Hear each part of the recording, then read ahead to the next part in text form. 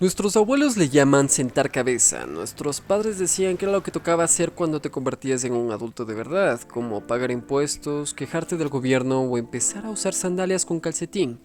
Y para nosotros, los que nacimos con los VHS, los CD-ROMs, los tamagotchis que se morían cada 2 horas y el sueño infantil de ser youtubers millonarios, para nosotros comprar una casa tiene un nombre menos poético y mucho más honesto, un milagro o directamente un chiste de mal gusto. De esos chistes que te cuentas a ti mismo mientras ves tu extracto bancario y empiezas riendo y terminas llamando a tu mamá para preguntarle qué hay de comer el domingo porque no puedes pagar ni la despensa. Hoy te voy a contar una historia, la historia de cómo el sueño más básico del ser humano, el de tener 4 paredes donde meter tu cama, tus plantas que se mueren porque no te acuerdas de regarlas y tu consola de videojuegos, se convirtió en una trampa generacional tan perfecta que parece escrita por el villano de una telenovela. Te voy a explicar por qué comprar una casa hoy no es difícil, no, es estructuralmente imposible para una parte enorme de los mortales que habitamos en este continente.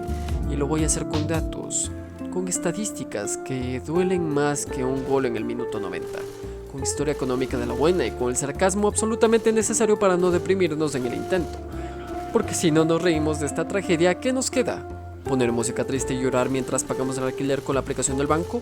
Eso ya lo hacemos religiosamente los primeros 5 días de cada mes. Seguro que te ha pasado más veces de las que quisieras. Llega la reunión familiar, el asado del domingo en la casa de la tía, la comida donde aparece ese tío que todos tenemos, el que opina absolutamente de todo sin haber leído un libro completo en su vida, el que comparte cadenas de WhatsApp a las 3 de la mañana, y justo cuando estás disfrutando de tu porción de carne, de tu aguacate, de esa salsa picante que hace la abuela, el tío se limpia la boca con la servilleta, te mira con aires de sabiduría ancestral y suelta la frase bomba.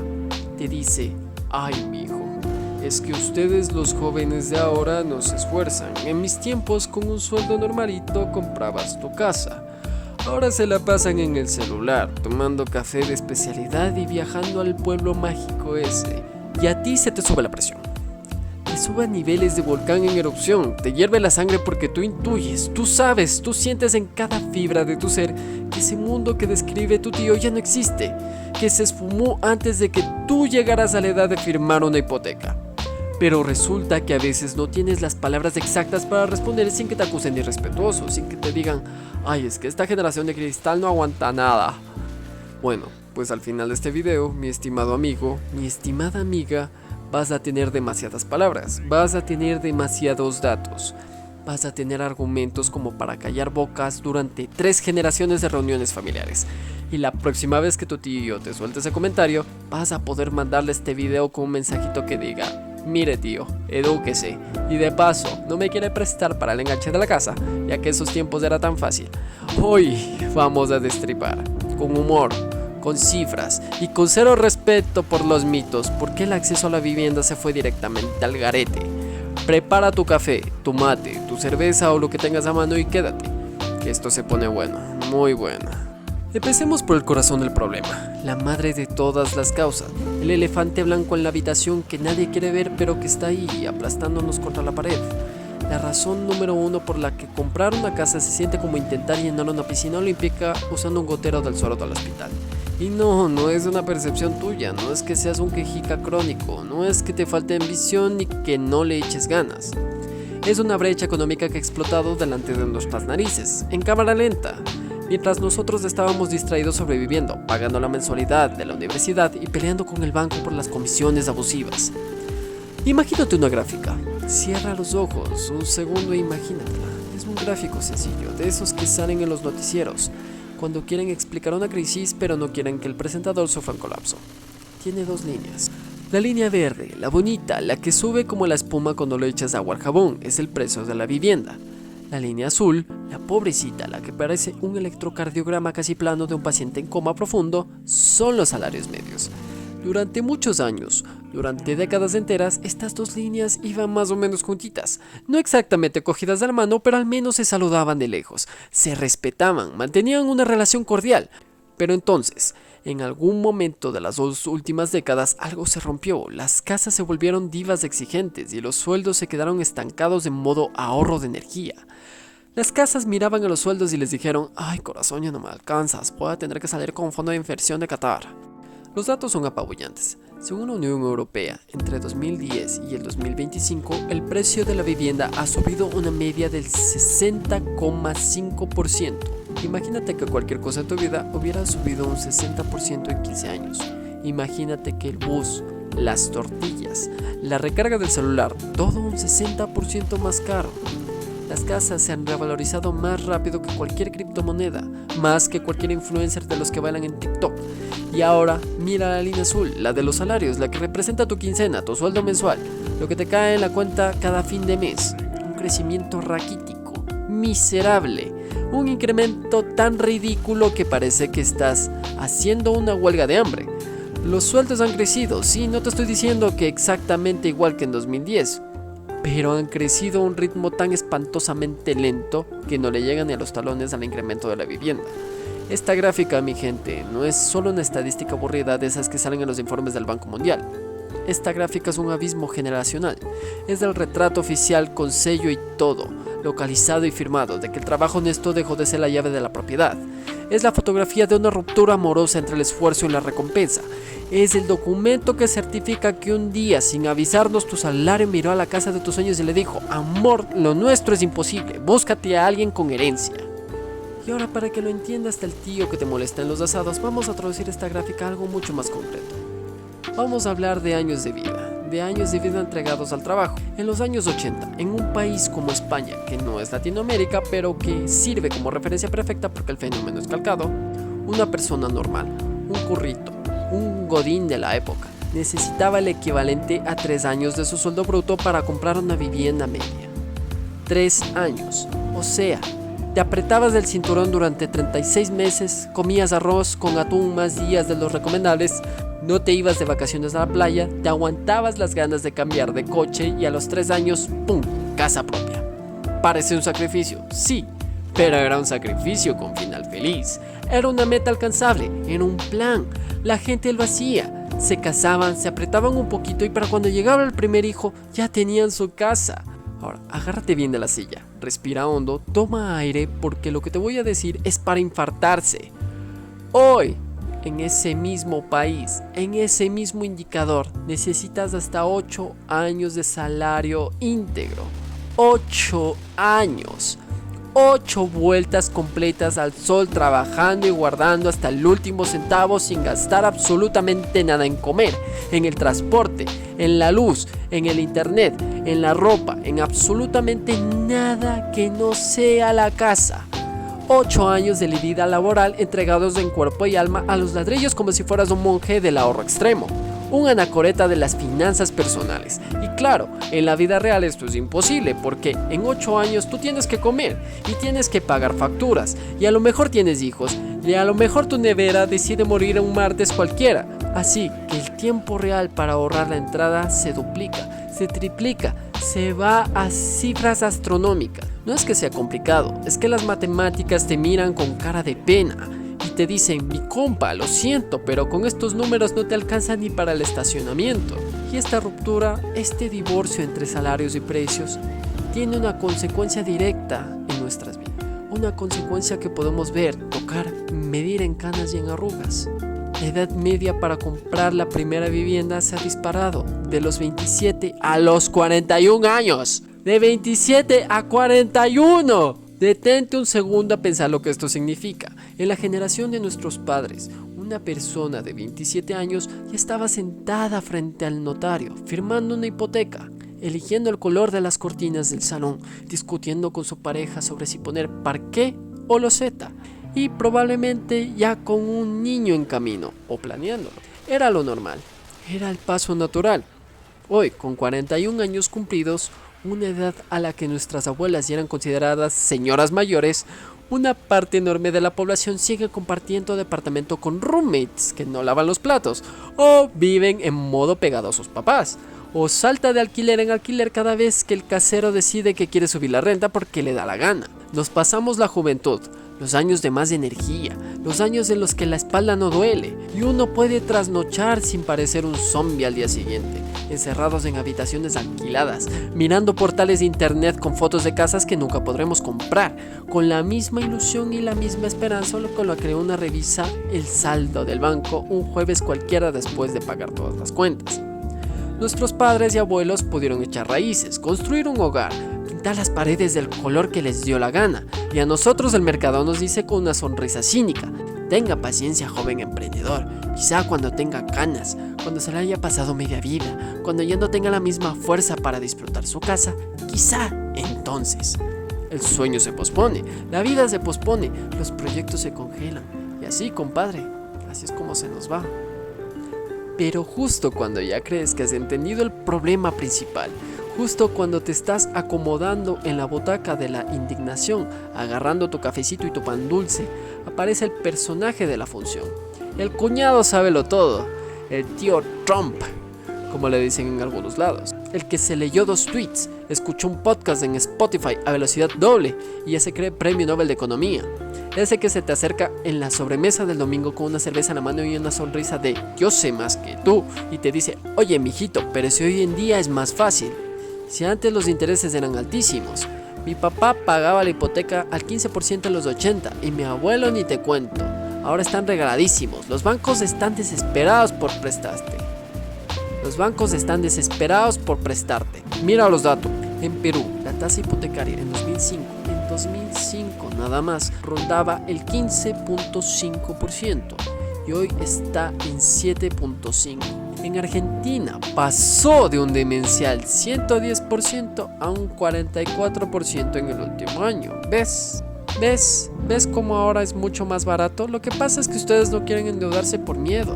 Y el tío se queda ahí con su sonrisa de te gané el debate, bebiendo su cerveza como si acabara de resolver el hambre del mundo. Y tu tío se queda ahí con su sonrisa de te gané el debate, bebiendo su cerveza como si acabara de resolver el hambre en el mundo. Pues bien, mi estimado amigo, mi estimada amiga, eso que te ha soltado tu tío es una falacia, una trampa argumental más grande que la cola de un banco público un lunes por la mañana. Es una manera de manipular los datos, de coger una cereza y pintar todo el pastel del mismo color, ignorando 3 realidades aplastantes que te voy a explicar ahora mismo. Realidad número 1. La tasa de interés te dice cuánto pagas de intereses en relación al dinero que debes. Sí, pero no te dice nada sobre cuánto dinero debes en total. Porque el precio de la casa, la cantidad que tú tienes que pedir prestada, se ha multiplicado como conejo en primavera. Da exactamente igual que el interés sea bajo, bajísimo, cero, negativo incluso. Si el dinero que tienes que pedirle al banco es de una millonada que no podrás pagar ni en 3 vidas. Antes pedías 50,000 y pagabas un 15%, hoy pides 200,000 y pagas un 7%. ¿Sabes cuánto es el pago total en ambos casos? Muchísimo mayor en el segundo, aunque el interés parezca más bonito. Es como si te dijeran que está rebajado el caviar y tú ni siquiera tienes para el pan.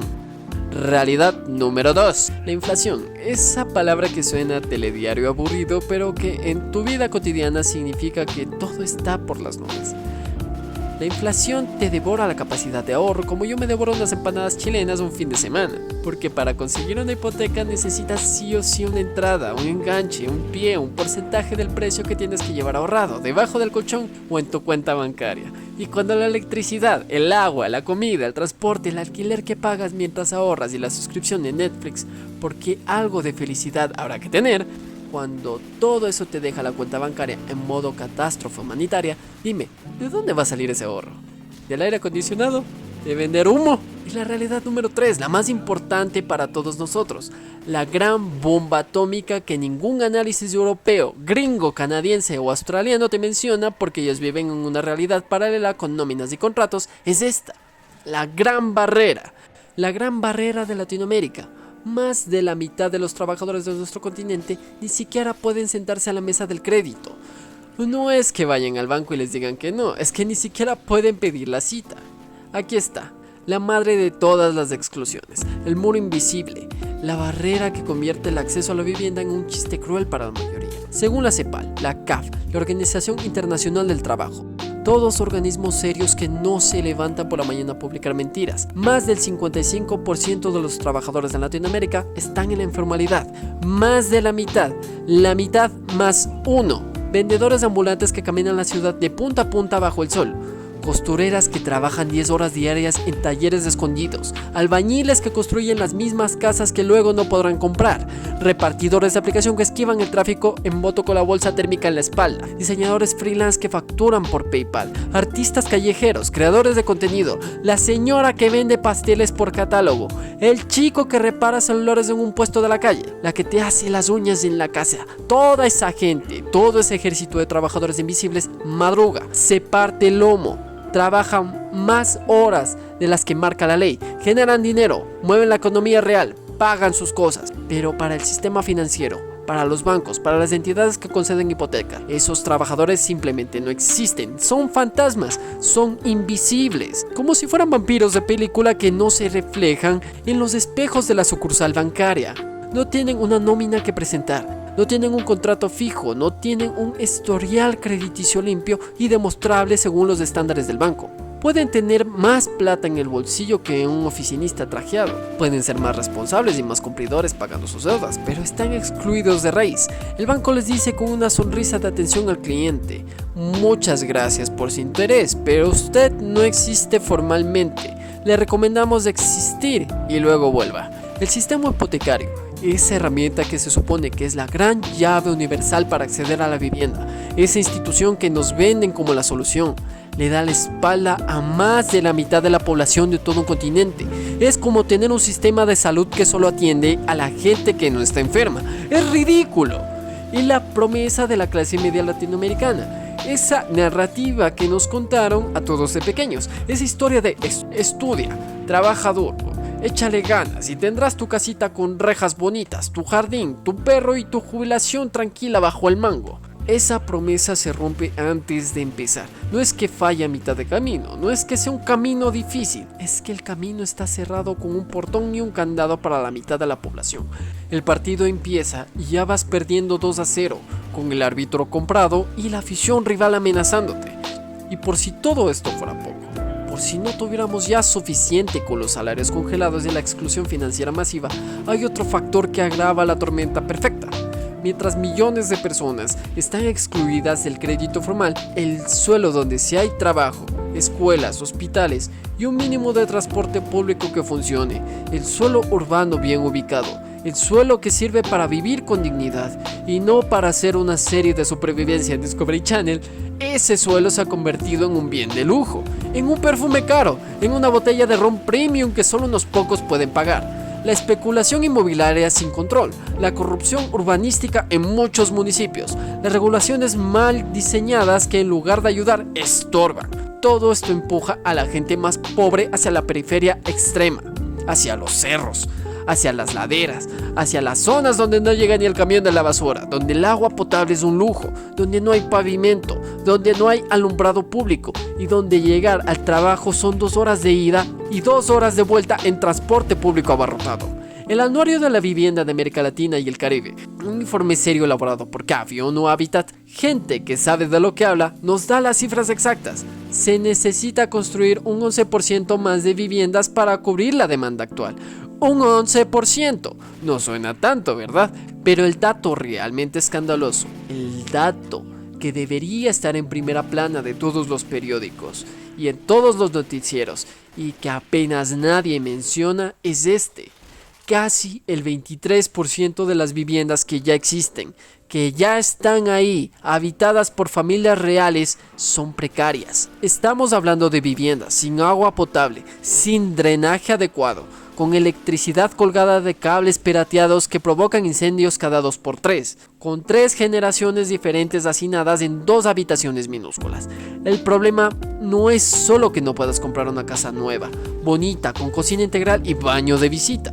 Es que muchas de las casas que podrías habitar, alquilar o aspirar a comprar, si estuvieran a tu alcance, simplemente no reúnen condiciones mínimas de dignidad humana. No son viviendas, son refugios, son lugares para malvivir, no para vivir. Y eso, mi gente, es una bomba social de dimensiones históricas. Y luego está el caso extremo, el que parece un experimento sociológico en tiempo real, un reality show económico que nadie pidió ver. Argentina, el país del tango, del mate, de Maradona, de Messi y de las crisis económicas cíclicas que ya deberían ser patrimonio de la humanidad. En el año 2025, Argentina tiene un boom inmobiliario de lujo en las zonas más exclusivas de Buenos Aires, Rosario y Córdoba. Edificios de cristal que brillan al sol, departamentos que se venden en dólares antes de que empiecen las obras, amenities con piscina climatizada, sauna seco y húmedo, sala de yoga con vista panorámica, todo un espectáculo para turistas e inversores ricos. Mientras tanto, en ese mismo país, a pocos kilómetros de esos edificios relucientes, millones de trabajadores argentinos de clase media y baja ven cómo su poder adquisitivo se hace polvo día a día, mes a mes, devorado por una inflación galopante y una devaluación constante. No pueden acceder ni a un monoambiente de 30 metros cuadrados en un barrio más o menos decente. No pueden ni soñar con tener un espacio propio, dos países en uno. Una Argentina que construye fortunas con la especulación de la vivienda y otra Argentina que duerme en la calle o en habitaciones alquiladas sin saber si al mes siguiente podrá pagar. Y no nos equivoquemos, esto no es un fenómeno exclusivo de Argentina. Es, con diferentes intensidades, con diferentes matices, el espejo de lo que está pasando en México, en Colombia, en Chile, en Perú, en toda Latinoamérica. El cuento se repite, con distintos acentos, pero con el mismo final triste. Y ya que estamos con datos duros, con cifras que golpean, te voy a compartir un dato que es una auténtica puñalada. Un estudio del Deutsche Bank analizó cuánto dinero le sobra a un hogar con 2 salarios medios después de pagar el alquiler de una vivienda de 3 habitaciones. O sea, no hablamos de mansiones ni de casas de lujo. Hablamos de un espacio normal, para una familia normal, en una capital. Los resultados son para sentarse en el piso a llorar o para salir a quemar algo, dependiendo de tu estado de ánimo. En Buenos Aires, después de pagar el alquiler, a una pareja con 2 sueldos le quedan $299, menos de $300, para comida, ropa, transporte, medicinas, el colegio de los chicos y cualquier emergencia médica. En Santiago de Chile la situación es un poco mejor, $691 libres, respiramos un poco. Pero en Bogotá la cosa se pone fea, el ingreso se queda en $65 por debajo de cero. En números negativos, pierdes plata por el simple hecho de existir y pagar un alquiler. Y en Ciudad de México, la ciudad más grande de todo el continente, el agujero es de $416 mensuales negativos. Estás en quiebra técnica permanente. No es que sea difícil ahorrar para comprar una casa, es que alquilarla ya te mete en la bancarrota. No hablamos de hipotecas, hablamos de alquileres. Y ya con eso no llegas. Así de salvaje, así de brutal, así de absurdo es el panorama que enfrentamos. Y entonces, después de todo este bombardeo de datos, de porcentajes, de exclusiones y de abismos, volvemos a la pregunta del millón. La que abre este video, la que nos devela por las noches mientras scrolleamos el celular sin poder dormir. ¿Cómo lo hicieron ellos? ¿Cómo lo hicieron nuestros padres, nuestros abuelos para comprar sus casas? ¿Eran más inteligentes que nosotros? ¿Eran más trabajadores? ¿Más disciplinados? Se levantaban a las 4 de la mañana, tomaban té de jengibre, hacían ejercicio y luego trabajaban 16 horas diarias. ¿Tenían un secreto ancestral que no nos transmitieron? ¿Hicieron un pacto con alguna entidad sobrenatural? No y no. Nada de eso. Lo que pasó, lo que realmente sucedió es que ellos vivieron en una ventana histórica única. Una combinación de factores que se alinearon como los planetas y que probablemente no se volverá a repetir en décadas. Ellos tuvieron suelo barato, porque las ciudades aún no habían explotado demográficamente y se podía comprar terreno en zonas hoy carísimas con precios irrisorios. Tuvieron salarios que se revalorizaban con la inflación, porque en aquella época los sindicatos tenían fuerza y los aumentos de sueldo eran algo real, no una leyenda urbana. Tuvieron acceso al crédito sin las exigencias draconianas de hoy, sin que te pidieran el historial crediticio de tus bisabuelos y un riñón sano como garantía. Y sobre todo, vivieron en una época en la que la vivienda era un derecho, un bien social, y no un casino para especuladores internacionales. Porque ahí está la clave del cambio, el verdadero terremoto silencioso que nos ha llevado a esta situación. En algún momento de las últimas décadas, la vivienda dejó de ser un derecho humano básico y se convirtió exclusivamente en un activo financiero, en un bono, en una acción, en una pieza de un tablero de ajedrez para inversores con corbata que ni siquiera conocen la ciudad donde está el edificio. Los grandes fondos de inversión, los capitales buitre, las sociedades anónimas con sede en paraísos fiscales, vieron en los ladrillos la hucha perfecta, el escondite ideal para su dinero, el lugar donde protegerse de la inflación y exprimir rentabilidades a costa de los inquilinos. Lo que antes era un techo para vivir, para criar a tus hijos, para celebrar los cumpleaños y las navidades, para llorar tus penas y guardar tus recuerdos, se transformó en un número frío, en un gráfico de rentabilidad, en una línea de tendencia en una hoja de Excel que algún analista financiero mira un segundo antes de irse a comer sushi. Y así, amigos y amigas, así nos ha ido. Y ahora dime, cuéntame tu historia en los comentarios. ¿Eres del equipo que ya se resignó completamente y cree que solo heredando o ganando la lotería, o casándose con un millonario, podrá tener su casa propia? ¿O conoces alguna fórmula mágica, alguna estrategia oculta, algún truco legal, alguna cooperativa de vivienda, algo que pueda devolvernos un poco de esperanza sin tener que esperar hasta los 50 tacos? ¿Te has cansado de buscar? ¿Has logrado comprar algo? Cuéntame, quiero leerte. Quiero leer tu frustración, tu rebeldía, tus ideas, tus quejas, lo que sea. Esto no va solo de estadísticas, va de nuestras vidas. Suscríbete a este canal y activa la campanita para que no te pierdas ni uno solo de los videos que vienen. Dale un like furioso, con todas tus fuerzas, como si estuvieras golpeando simbólicamente al escritorio del banco. Compártelo en tus grupos de WhatsApp, en tus redes, mándaselo a tu tío, el de las opiniones, mándaselo a tus primos, mándaselo a todo el mundo. Porque el primer paso para cambiar esta realidad tan absurda es saber exactamente contra qué nos enfrentamos. Y como buenos latinos, aunque sea con humor, con sarcasmo y con un cafecito amargo en la mano, siempre damos la pelea. Un abrazo enorme a donde quiera que estés y ojalá que el próximo mes del alquiler no te suba tanto.